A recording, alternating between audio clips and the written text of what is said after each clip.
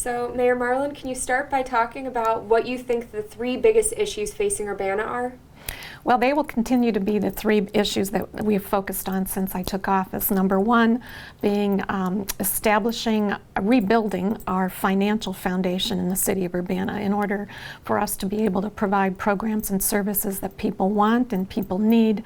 We need to reestablish that. So we have worked very hard. We have implemented a plan to eliminate our structural budget deficit. When I took office, we were looking at about a $2.5 million deficit. We will have cut that in half by the end of this fiscal year, and our goal is to eliminate that entirely within the next 2 years. And we're on track, I think, to reach that actually a little bit ahead of time. So that's major. We have restored funding, adequate funding to police and fire pensions. That had not been done. And we are maintaining our city reserves at the level that's actually required by our own financial guidelines, and that is something that had not been done before. So again, first and foremost is rebuilding our foundation, our financial foundation. A long part of that, of course, involves economic development. We have a number of projects in various stages. Probably the three biggest that we're tracking now is the redevelopment of the Landmark Hotel. All the development agreements are signed. The city has completed our commitment to the project, so we're waiting for the project to close. That I see as the first step in the transformation of the entire Lincoln Square site. So that will be a major step forward for our downtown. We have two other mixed-use or residential projects that are in the works. First is the townhome-style apartments on the 200 Vine, which is just north of the city building, which will be the first new downtown residential construction in almost 14 years. And then the other project is a mixed-use development, which would be extended stay hotel and apartments at the corner of Lincoln and University. And this will be part of the efforts to really transform that intersection, which is the gateway to our community. So that's going to be a transformative project as well. As we grow our tax base, we also are looking to do it in a way that reflects the values of our community and really the character of our community. We want to celebrate and highlight Urbana's unique character, both in terms of our appearance, but also the service that we provide as the county seat for Champaign County. And to that end, we will start laying the groundwork for a complete rewrite of our comprehensive plan. That was last done in 2005. We're 5 to 10 years behind on getting that done, and that will involve a good 2-year effort. But part of that effort will be a lot of community outreach, community engagement, really getting a feel for what the community wants to see in the future. The other thing that in everything we're doing now, we're looking at sustainability and resilience. It's how do we prepare ourselves to both mitigate the effects of climate change, to address the effects, and to position us so that we can maintain quality of life programs and services going forward. And there's a lot of unknown there, but I think it's our responsibility to try to plan as much as possible for that. So our long-term planning, and that segues into some of our long-term planning efforts that are underway. For the first time in about 20 years, we're actually doing a facilities master plan, and part of the master planning is involved with seeing how people work together, what our space needs are, the condition of all our buildings, and how we make our facilities as resilient as possible to the effects of climate change and that sort of thing going forward. We're updating our stormwater master plan, which hasn't been done since 1985. So that is looking at essentially the pipes under the street that carry stormwater away. That has a direct connection to climate change. How do we handle heavier rainfalls in the future, more intense weather events? And then we're also doing a complete citywide pavement assessment. So the first time ever, we're going to really have up-to-date information on everything under the ground, on the ground, and above the ground in terms of publicly owned facilities in Urbana. And having that information will help us make some data-informed decisions about how to spend money, how to spend tax dollars wisely, and how to use our resources most effectively to get the best value for the investments that we make. We've also started a small-scale initiative to help our employees become employee ambassadors.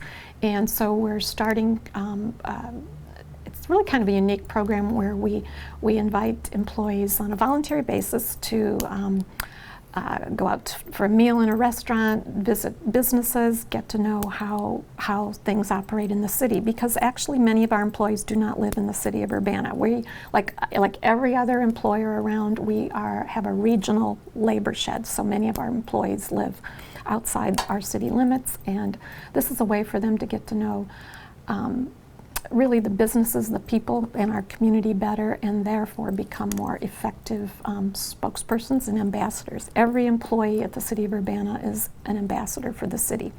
So for example, this week people are going out to dinner at a restaurant, and actually, no, that was last time.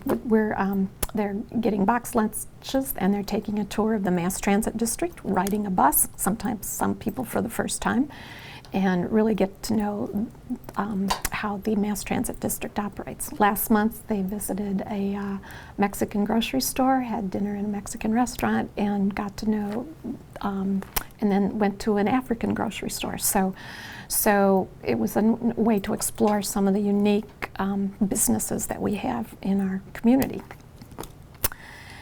And so those are our three, I think the planning efforts, the economic development that's strategically focused on highlighting our character and maintaining the character of our community while expanding our tax base, and building that strong financial foundation are our three major focuses right now. You talked about the Employee Ambassador Program and a lot of people being from the region, and I know you weren't originally from Urbana as well. What draws people into Urbana? How do you tell people to make Urbana their home? What's the appeal?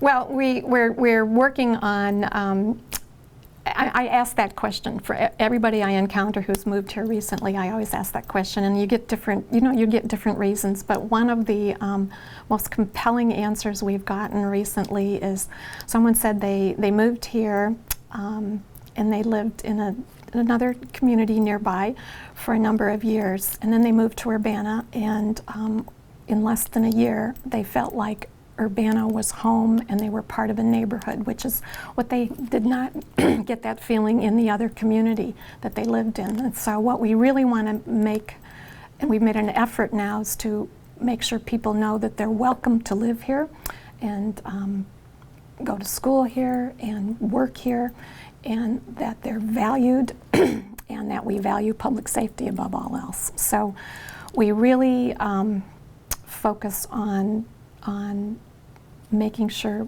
people feel they're part of the community. When you talk about people feeling welcomed in the community and feeling safe here, public safety, I want to talk about one of your initiatives with the Census. Can you explain a little bit about why it's so important coming up that you get this count accurately? Yes, this is critically important for every community actually in Illinois, and we're working with our neighboring partners to get a complete count for the census.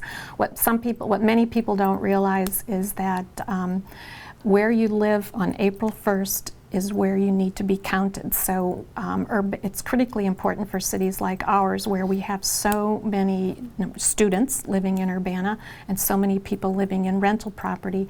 We need to get the word out to let people know that where they have a residence on April 1st is where they need to get counted for the census. So why is this important for us? Well, any federal, state, and federal state dollars that are distributed on the basis of population is going to be determined by the count that we get in the census, and it's over $2,500 per person in terms of all the revenue coming to a community in a given year. So for example, cities receive a portion of the state income tax that we pay to the state gets distributed back to the cities on the basis of population.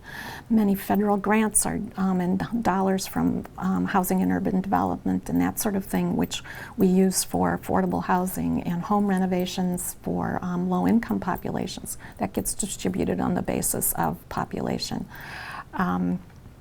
So our population determines a great deal of the financial resources that come to us from state and federal government. So it's very important that every single person is counted. And like I said, we're going to be doing a lot of public outreach, engagement, getting the word out, especially to our rental population, that they count. 60%, over 60% of the households in Urbana are rental. So that's a very, very important segment of our population. And then a big year of change coming up for the state of Illinois with recreational marijuana legislation. Can you talk a bit about how that impacts Urbana going forward? Well, we just passed, we're taking it incrementally, I think, as most cities and municipalities are. We just passed the intent to, City Council just passed an ordinance which would establish a 3% sales tax on adult use cannabis. We're now looking at our zoning ordinance for where additional dispensaries could be and other cannabis-related business could be located.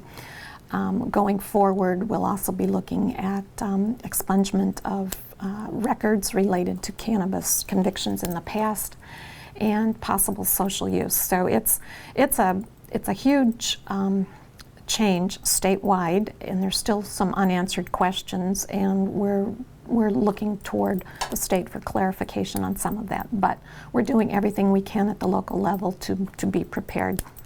What are some of the issues that you need clarified by the state? One is clarifying language on social consumption, you know, where it can be consumed in so-called public spaces, and what regulations cities can or cannot impose. That's probably one of the biggest questions we're getting now. But there's room, you know, there's time for that to be answered. So things are being rolled out incrementally, which is good because we need the time. And speaking of public spaces, I know that Urbana is in the process of revising its liquor code. Can you talk a bit about that?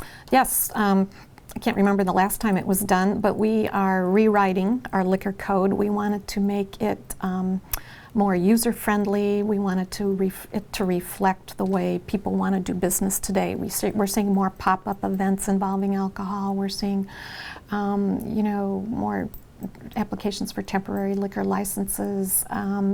People are just, you know, business has changed since the code was first written. So we just scrapped the old one. We've rewritten the text, and we've finished a draft of that, and once it finishes with internal review, then we're going to be meeting with the business community, the liquor license holders in Urbana, let them review it and get their feedback.